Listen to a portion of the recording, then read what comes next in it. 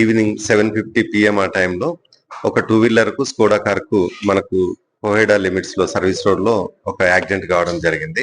ఈ యాక్సిడెంట్ లో బండి మీద ఉన్నటువంటి 2 వీలర్ మీద ఉన్నటువంటి సాయి కుమార్ తర్వాత స్పందనకు ఇద్దరికి కూడా ఇంజురీస్ కావడం జరిగింది. స్పందన అండర్ గోయింగ్ అంటే ఆల్మోస్ట్ హాస్పిటల్ రీచ్ అయ్యే లోపే ఆమె చనిపోవడం జరిగింది. Sai Kumar under going treatment లో ఉన్నాడు.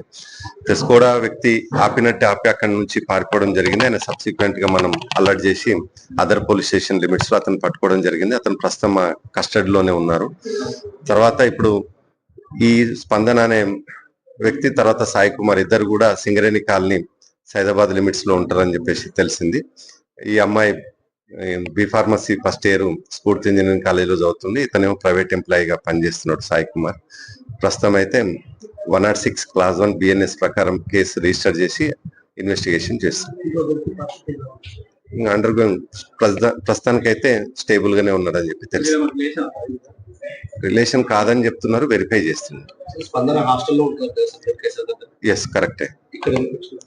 వాళ్ళిద్దరు ఒకటే కాలనీ కాబట్టి పరిచయం. మరి బయటికి ఏ ఉద్దేశంతో బయటికి వెళ్ళారు అనేది మనకు అది తెలవాలి.